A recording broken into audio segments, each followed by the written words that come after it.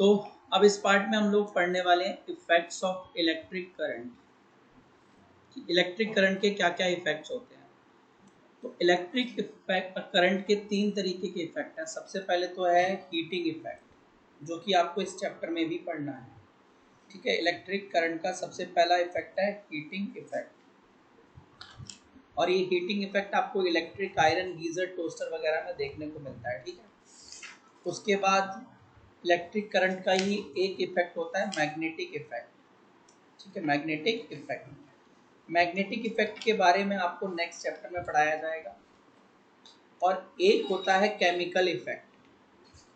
तो chemical effect जो है इलेक्ट्रिक करंट का, वो आप लोग है, मैं बताता हूँ। मेटल नॉन मेटल में जब आपने इलेक्ट्रोलिसिस पढ़ा था ना, इलेक्ट्रोलिसिस पढ़ा था ना लास्ट चैप्टर में, केमिस्ट्री के मेटल नॉन मेटल में इलेक्ट्रोलिसिस पढ़ा है। तो इलेक्ट्रोलिसिस में भी यूज होता है। तो कहाँ पे? इलेक्ट्रोलिसिस में भी हमारा chemical effect of electric current use होता है। ठीक है, केमिकल इफेक्ट भी होता है एक तरीके का इलेक्ट्रिक करंट का। अब अगर हम बात करें हमारे पास इलेक्ट्रिक लोड्स क्या होते हैं समझो, डिवाइसेस। इलेक्ट्रिक लोड्स का मतलब इलेक्ट्रिक डिवाइसेस, कि किस तरीके के आपके पास इलेक्ट्रिक डिवाइसेस होते हैं। तो इलेक्ट्रिक डिवाइसेस दो तरीके के होते हैं। एक कंडक्टिव डिवाइसेस जिन्हें कंडक्टिव लोड्स कहा जाता है, और एक रजिस्टिव लोड्स। ठीक है, जिन्हें रजिस्टिव लोड कहा जाता है। कंडक्टिव लोड है यानी कंडक्टिव डिवाइसेस, और एक रजिस्टिव लोड्स यानी रजिस्टिव डिवाइसेस। ठीक है, तो होते क्या है देखो, पहले कंडक्टिव लोड्स के बारे में समझो। एक ऐसा सर्किट जिसमें सिर्फ और सिर्फ कंडक्टर ही हो, उसे कंडक्टिव लोड कहा जाता है। क्या बोला जाता है? Conductive load. ठीक है, एक ऐसा सर्किट जिसमें सिर्फ और सिर्फ क्या हो? कंडक्टर्स ओनली, सिर्फ हमारे कंडक्टर्स हों, रजिस्टर्स ना हो। रजिस्टिव लोड क्या होता है? Purely made of resistors. Resistive loads किससे बना होता है? पूरी तरीके से रजिस्टर्स से बना होता है। किससे बना होता है बेटा? रजिस्टर्स से। ठीक है, समझ में आ रही बात?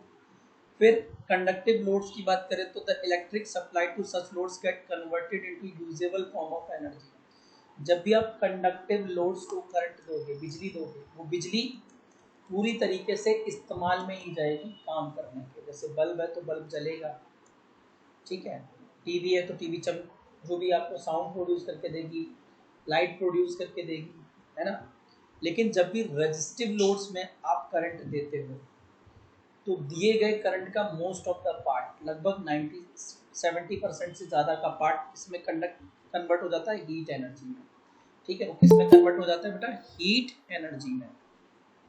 समझ में आ रही बात? तो जो तुम कंडक्टिव लोड्स, ऐसे डिवाइसेस जो टोटली कंडक्टर से बने हैं, 90% किससे बने? कंडक्टर से, उन्हें कंडक्टिव लोड कहते हैं। उनको जब भी आप इलेक्ट्रिसिटी दोगे, तो वो इलेक्ट्रिसिटी कहाँ यूज़ होगी? साउंड प्रोड्यूस करने में, लाइट प्रोड्यूस करने में, जैसे टीवी में, यूजेबल फॉर्म में। लेकिन जो रजिस्टिव लोड होते हैं, उनको जब भी तुम इलेक्ट्रिसिटी दोगे, तो उस इलेक्ट्रिसिटी का 90 to 95% हीट में कन्वर्ट हो जाता है। जैसे कि तुम्हारा ये इलेक्ट्रिक आयरन है, बिजली देते हो ना, लेकिन वो बिजली किस में यूज हो जाती है? सबकी सब हीट प्रोड्यूस करने में। आपका गीजर है, गीजर को जब तुम करंट देते हो, वो करंट कहाँ जाता है? हीट प्रोड्यूस करने में। तो वो आपके रजिस्टिव लोड है। तुम्हारी टीवी 90-95% जो उसे करंट दे रहे हो, बिजली दे रहे हो, उसका इस्तेमाल करता है लाइट और साउंड प्रोड्यूस करने में। बचा 5% टीवी को पीछे से छू के देखो गर्म। मोबाइल में भी हीट हो जाता है ना, तो वो हीट क्यों हो रहा है? जो 5% उसके पास करंट जा रहा है, एनर्जी जा रही है, वो हीट के तौर पे बाहर आ रही है। ठीक है, बात समझ में आई आपको? Now your doubt. अब बात करते हैं कि heating effect of electric current, इसका मतलब क्या होता है। तो पहले डेफिनेशन पढ़ता हूँ मैं आपके लिए। When the supplied electrical energy get dissipated in the form of heat energy continuously, such effect is known as heating effect of electric current। मतलब समझो, कह रहा है कि जब आप किसी भी सिस्टम को इलेक्ट्रिक एनर्जी देते हो, और दी गई इलेक्ट्रिक एनर्जी जो है वो खर्च हो रही है, ठीक है, खर्च हो रही है किस फॉर्म में? हीट एनर्जी की फॉर्म में। ठीक है, हीट एनर्जी को प्रोड्यूस करने में। ठीक ठीक है, जब दी हुई इलेक्ट्रिसिटी जो है हीट एनर्जी को प्रोड्यूस करने लगती है, तो इस इफेक्ट को हम लोग नाम क्या देते हैं, heating effect of electric current. मतलब जब आप किसी भी चीज़ को इलेक्ट्रिसिटी देते हो और वो इलेक्ट्रिसिटी करती क्या, जाके उसके अंदर हीट प्रोड्यूस करने लगती है, वो चीज़ उसके अंदर जाके अगर हीट प्रोड्यूस करने लगती है तो इस इफेक्ट को हम बोलते हैं heating effect of electric current. कि करंट दिया और करंट ने क्या कर दिया, हीट प्रोड्यूस कर दिया, तो इस इफेक्ट को क्या नाम देंगे, heating effect of electric current. अब इस इफेक्ट का यूज होता है आपके devices such as electric heater, heater इसी पे काम करता है। आप हीटर को करंट देते हो, इलेक्ट्रिक हीटर को, वो आपको हीट देता है। आप इलेक्ट्रिक गीजर को करंट देते हो, वो आपको गर्म पानी देता है। आप इलेक्ट्रिक आयरन को हीट, आप इलेक्ट्रिक आयरन को क्या देते हो, इलेक्ट्रिसिटी देते हो, वो आपको हीट देता है। तो किसी को भी आप इलेक्ट्रिसिटी दो इनमें से, वो आपको बदले में क्या देगा, हीट। वो आपको बदले में क्या देगा, हीट। ठीक है, तो यही है heating effect of electric current. ठीक है, this is known as heating effect of electric current. तो आगे समझो कि मान लो मेरे पास क्या है ना बेटा, कि देखो एक डायग्राम दिख रहा है ना आपको, ये इलेक्ट्रिक सर्किट है हमारा। ठीक है, ये हमारा क्या है, इलेक्ट्रिक सर्किट। समझ में आ रही बात। अब इस इलेक्ट्रिक सर्किट में करंट डाला, इस इलेक्ट्रिक सर्किट में मैंने करंट दिया, उसको कितना करंट दिया, आई करंट दिया। और मान लो इसका रेजिस्टेंस कितना है, सॉरी रेजिस्टेंस कितना है बेटा, आर। इसका रेजिस्टेंस कितना है, आर। तो इसके अक्रॉस वोल्टेज जो है, रेजिस्टेंस के अक्रॉस वोल्टेज नापना है तो पैरेलल में कनेक्ट कर दो। ठीक है, और वो वोल्टेज को मैं मान लेता हूँ कि हमारी V है, करंट है I, रजिस्टर रेजिस्टेंस है R। ठीक है, जो वोल्टेज है वो है V, वोल्टेज कितना है V। और इस करंट को तुम t मिनट तक, t मतलब t टाइम तक, टाइम t तक देते रहो। ठीक है, टाइम t तक देते रहो। करंट दे रहे हो मतलब चार्ज का फ्लो करवा रहे हो आप, कितने टाइम तक के लिए करवा रहे हो, t तक के लिए। कितने टाइम के लिए, t टाइम के लिए। तो अब क्या होगा, ठीक है, आपको डेफिनेशन पता है ना किसकी, इलेक्ट्रिक पोटेंशियल डिफरेंस की, क्या होती थी, इलेक्ट्रिक पोटेंशियल डिफरेंस की किसी को डेफिनेशन याद है। इलेक्ट्रिक पोटेंशियल डिफरेंस वो वर्क डन होता था जो हम करते थे एक यूनिट चार्ज को एक पॉइंट से दूसरे पॉइंट तक ले जाने के लिए, नाइस, ठीक है, मूव करने के लिए क्या होता था, इलेक्ट्रिक पोटेंशियल। इलेक्ट्रिक पोटेंशियल वो वर्क डन होता था किसी भी कंडक्टर में जिसके अंदर करंट है, उसके यूनिट चार्ज को एक पॉइंट से दूसरे पॉइंट तक ले जाने में आप जो वर्क डन करते थे उसे क्या कहते थे, electric potential, electric potential difference. ठीक है, तो इस सर्किट की कहानी सुनो, है ना।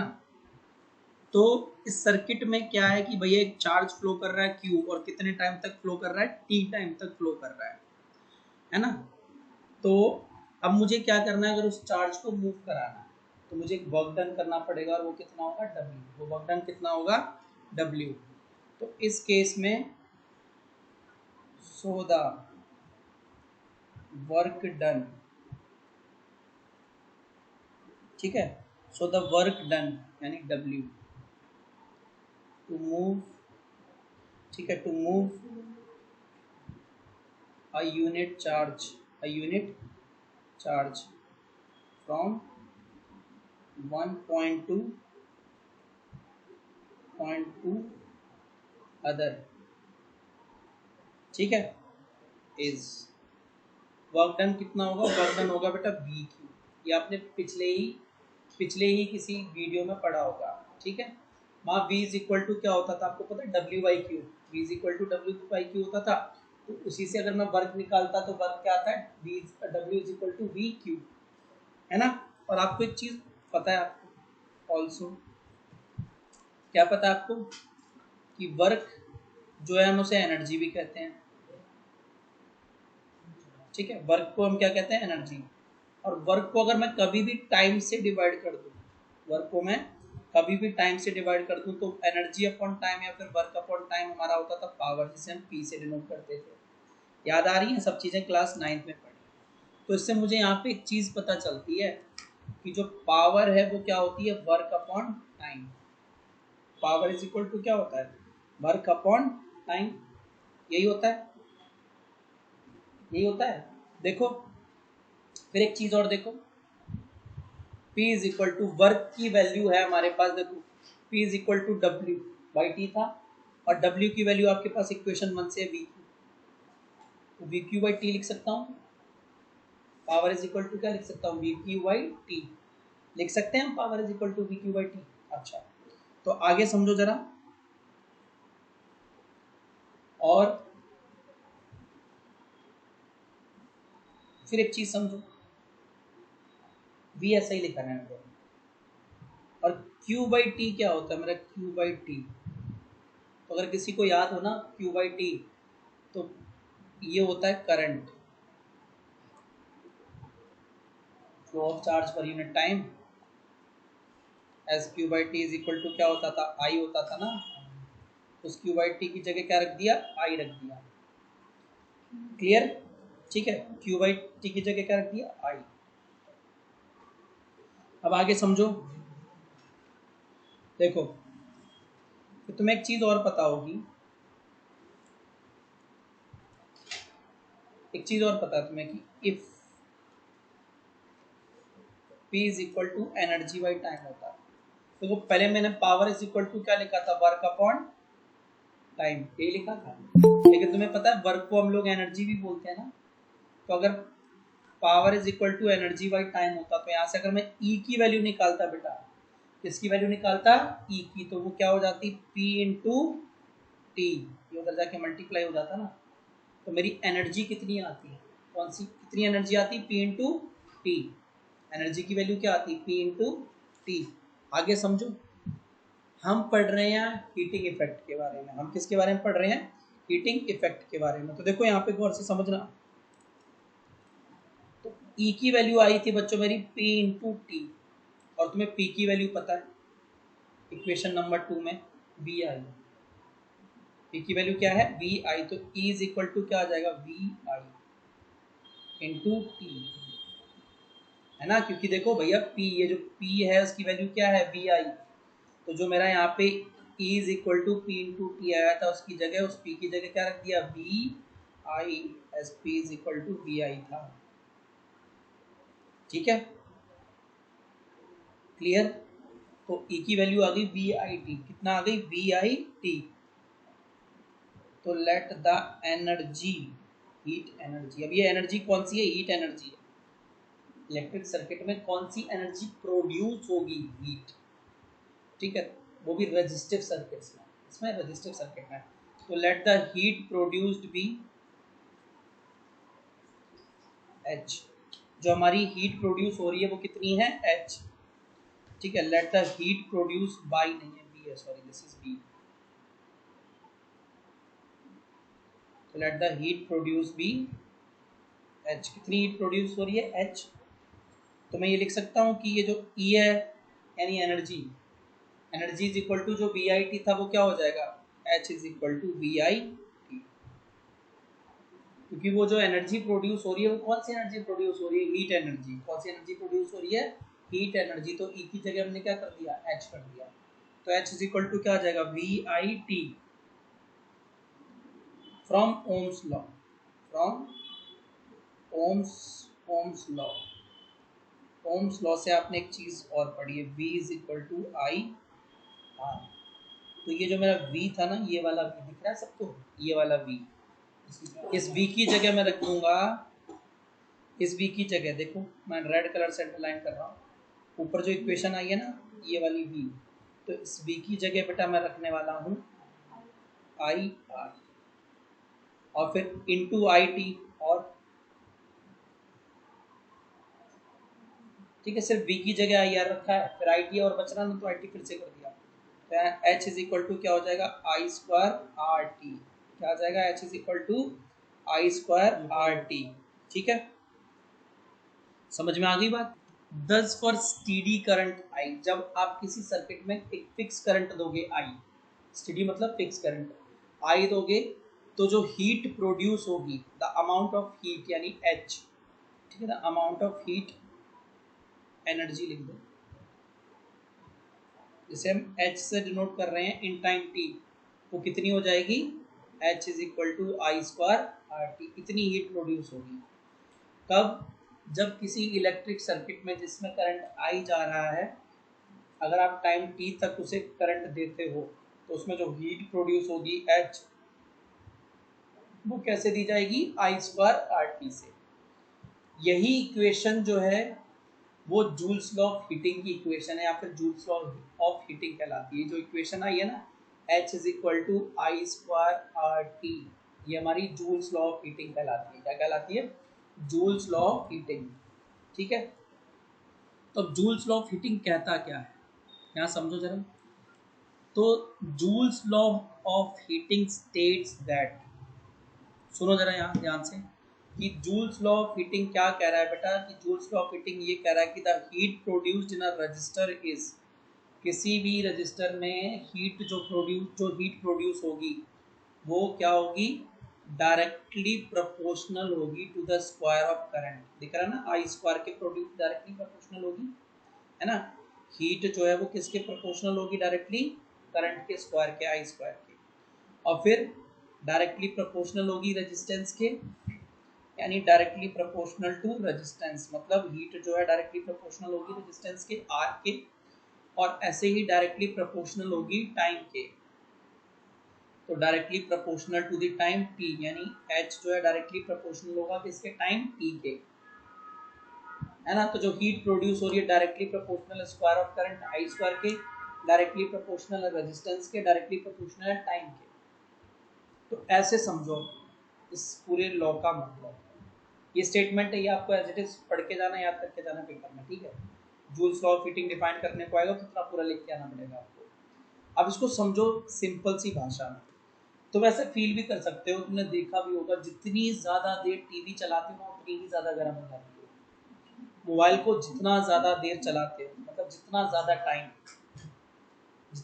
टाइम, ठीक है, मोबाइल चलाते हो, ये वाला पॉइंट क्लियर करवाऊँ, जितना ज़्यादा टाइम आप चलाते हो मोबाइल को उतना ज़्यादा हीट होता है। ऐसे टीवी जितना ज़्यादा, पानी में भी जब इमर्शन रॉड या गीज़र जितना ज़्यादा देर चलाते हो उतना ज़्यादा पानी गर्म होता है। तो डायरेक्टली प्रोपोर्शनल है हीट किसके, टाइम के। ऐसे ही अगर आपके घर में कम करंट आ रहा है तो जो आपने गीज़र चला रखा है ना, वो धीरे धीरे गर्म करेगा। ऐसे ही जब तुम्हारे पास ना नॉर्मल 5 वाट के चार्जर होते हैं, उससे जब तुम मोबाइल को चार्ज करते हो, वो 5 वाट के चार्जर में करंट कम जाता है, तो जब कम करंट जाता है तो मोबाइल धीरे धीरे चार्ज होता है। समझ में आ रही बात, ठीक है। तो वो मोबाइल का कर छोड़ दो, यहाँ रिलेट नहीं करता।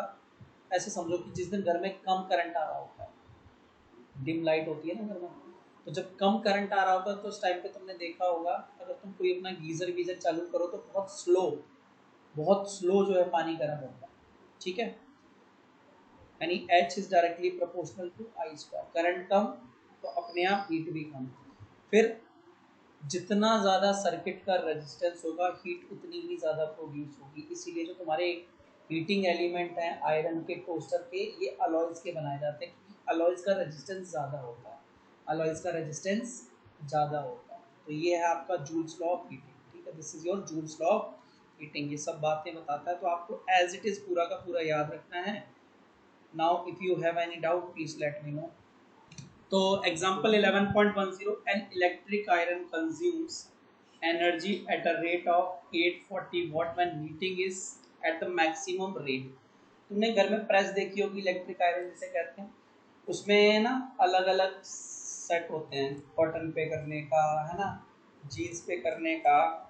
तो मतलब कह रहा है जैसे तुम ना धीरे धीरे कपड़े का टाइप बदलते हो, है ना, जैसे जीन्स कर दिया तो वहाँ पे जीन्स को प्रेस करते टाइम मैक्सिमम रेटिंग पे वो काम करने लगती है, ठीक है, उसका वॉट बढ़ जाता है, वॉटेज बढ़ जाता है, ठीक है। मान लो कि कॉटन पे अगर वो 200 वॉट 300 वॉट पे काम कर रही थी, तो जैसे तुम जीन्स पे कर दो तो 800 900 पे चली जाती है, ठीक है। मैक्सिमम उसकी जितनी पावर है उतनी पावर कंज्यूम करने लगती है। तो कह रहा है कि जो मैक्सिमम केस था उसका, और एक केस था मिनिमम। तो मैक्सिमम के केस में क्या हुआ, तो देखो मैक्सिमम केस में जो पावर थी उसको P1 ले लो, और ये हमारी थी बेटा 840 वॉट। और जब हीटिंग मिनिमम थी ना तो P2 ले लो, और ये थी हमारी बच्चों 360 वॉट। और दोनों केसेस में जो वोल्टेज थी वो थी 220 वोल्ट। तो what are the current and resistance in each case, दोनों केसेस में करंट निकालना है, दोनों केसेस में रेजिस्टेंस निकालना है, मतलब I1 निकालना है इस केस में और बेटा R1 भी निकालना। बहुत इजी, ध्यान से देखते जाना। I1 निकालना है, इसमें I2 निकालना है, इसमें R2 निकालना है। तो देखो तुम्हें पता ना P इज इक्वल टू क्या होता है, IB, है ना। P तुम्हें पहले से ही 840 दिया हुआ है, I तुम्हें पता नहीं है और वोल्टेज तुम्हारी 220 वोल्ट है। तो I की वैल्यू क्या आ जाएगी बच्चों, 840 बाई 220, ठीक है। तो this will be approx 3.82 ampere, इतना करंट जो है आप उसको दे रहे हो। इस केस में भाई P is equal to I V, तो 360 is equal to I into I2, B की वैल्यू 220, ठीक है 220। I2 क्या आएगा हमारा बेटा, यहाँ से अगर I2 निकालते बैठेंगे तो 360 बाई 220, 0 से 0 काट दो, तो I2 जो आएगा हमारा वो आ जाएगा बेटा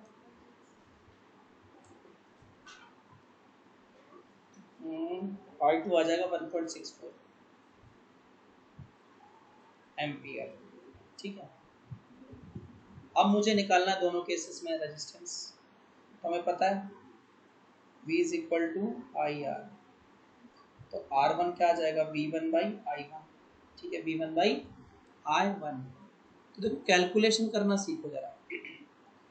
V1 हमारा रहेगा बेटा 220, I1 की वैल्यू फ्रैक्शन वाली लो, डिवाइड करने में आसान होता है, ठीक है। 840 बाई 220, 220 उधर चला जाएगा, तो 220 इंटू 220 बाई 840। अब जब तुम उसको काटोगे पीटोगे, एक 0 से 0 चला जाएगा, तो जब फाइनल आंसर निकालोगे ना, तो फाइनल आंसर इसका तो आ जाएगा बेटा आपका 57.60 ओम। ये हमारा जब मैक्सिमम पावर पे था तब इतना रेजिस्टेंस प्रोड्यूस कर रहा था, है ना, मैक्सिमम पावर पे इतना रेजिस्टेंस प्रोड्यूस कर रहा था। और एक चीज याद रखना, जितना ज्यादा रेजिस्टेंस होता है उतना ही कम करंट होता है, ठीक है। अब हम निकाल के देखते हैं भैया अपना R2, तो R2 आता V2 बाई I2, तो V2 220 और I2 आपका 36/22 ले लिया, 36/22। तो जब इसको सॉल्व करोगे 220 इंटू 22/36, तो फिर से जब तुम इसको सॉल्व करोगे ना बेटा, तो ये आ जाएगा 134.15 ओम। देख रहे हो, जब आपका रेजिस्टेंस ज़्यादा है तो करंट अपने आप कम हो गया, ठीक है। आई होप सभी को क्लियर हो गया होगा। तो इस तरीके से आपको जो है इस क्वेश्चन को निपटाना था। अब ना हीट निकालने के लिए जूल्स लॉ ऑफ हीटिंग की कुछ अलग अलग फॉर्मूले, ठीक है। एक H is equal to VIT है, क्या है VIT। लेकिन जब भी आपको सर्किट ना सीरीज का दिया हो तो आप वहाँ पे ये फॉर्मूला, बेसिकली आपको ये फॉर्मूला लगाने पे वैल्यू जो है बहुत आसानी से मिल जाएगी। कौन सी, जस्ट मैं बताता हूँ, ये वाला हमारा, ये सीरीज कनेक्शन के लिए आपको ये वाला फॉर्मूला यूज कर लेना है, तो इससे वैल्यू बड़ी आसानी से आ जाती है। ये सीरीज में करंट सेम रहता है तो करंट की वैल्यू ऑलरेडी कहीं ना कहीं से बड़े आराम से निकल जाएगी। पैरेलल के लिए आपको ये वाला फॉर्मूला यूज करना है, ये वाला नीचे वाला, और एक formula H is equal to BQ भी रहता है। अगर आपको ये याद हो जाते हैं सारे के सारे वेल एंड गुड, नहीं तो सबसे पहला वाला तो आपको याद करना ही पड़ेगा, मजबूरी है आपकी। पहला याद है, बाकी सारे निकाल लिए जाएंगे, ठीक है। तो आपको एक पहला वाला फॉर्मूला तो जरूर ही याद करना है। अब इसके बाद आता है एग्जाम्पल नंबर 11.11, ठीक है। एग्जाम्पल नंबर 11.11 जल्दी से पढ़ डालो सभी लोग, फिर मैं एग्जाम्पल 11.11 कराऊंगा आपको, पढ़ो जरा। तो 100 joule of heat is produced, यानी H की वैल्यू दी है 100 जूल, ईच सेकेंड टाइम दिया है 1 second, in a 4 ohm resistance, R की वैल्यू दी है बेटा 4 ohm, find the potential difference across the resistance, B निकालना है। क्या निकालना है? बी। तो समझो यहाँ पे जरा देखो, बी निकालना है तो हमारे पास देखो जितने फॉर्मूले अगर आपको याद है तो वेल एंड गुड। तो देखो एच का देखो मैं यहाँ साइड में लिखना है चारों फॉर्मूले अगर याद है तो। एक होता है H is equal to B I T, तो ना वी है ना आई है तो लगेगा नहीं। फिर एक फॉर्मूला होता है H is equal to I square R T, तो देखो बेटा एच भी है आर भी है टी भी है, आई स्क्वायर निकल आएगा।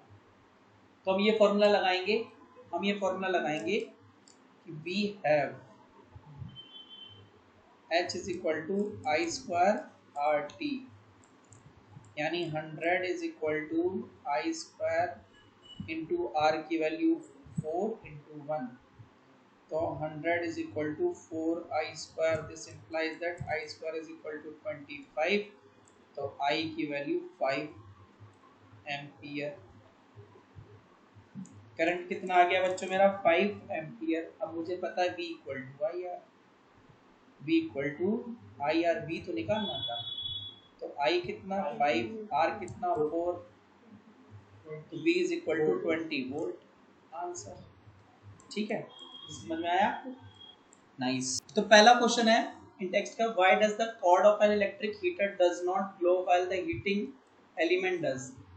इस क्वेश्चन का मतलब ये है कि वो जो इलेक्ट्रिक हीटर है ना, उसकी जो वायर, कॉर्ड मतलब उसकी जो वायर है, वो क्यों नहीं जलती, वो लाल लाल क्यों नहीं होती वायर? जैसे ये मेरे लैपटॉप का चार्जर का वायर है कॉर्ड, वो कॉर्ड क्यों नहीं जलती?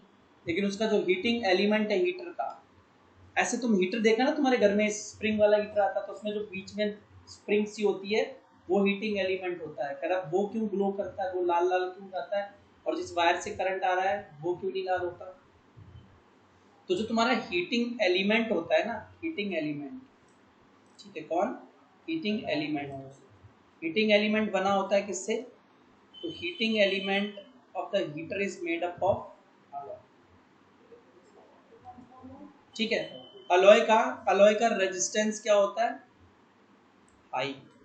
तो जब रेजिस्टेंस हाई होगा तो जब उसके उसके अंदर से, हीटिंग एलिमेंट के अंदर से जब करंट फ्लो करेगा तो हीटिंग एलिमेंट क्या होगा? बहुत गर्म हो जाएगा, क्योंकि वो करंट को रोकता है, और वो रेड करने लग जाएगा। लेकिन जो तुम्हारा कॉर्ड है ना, कॉर्ड यानी वायर, वो जनरली या तो कॉपर या एल्यूमिनियम का बना होता है, जिसका रेजिस्टेंस, ठीक है, बहुत लो होता है, तो वो ग्लो नहीं करता, डज नॉट ग्लो। बात समझ में आई? ठीक है। अब क्वेश्चन नंबर 2 पे आते हैं। आई होप सभी को क्वेश्चन क्लियर हुआ होगा। तो question number 2 compute the heat generated, यानी H निकालना है, while transferring 96,000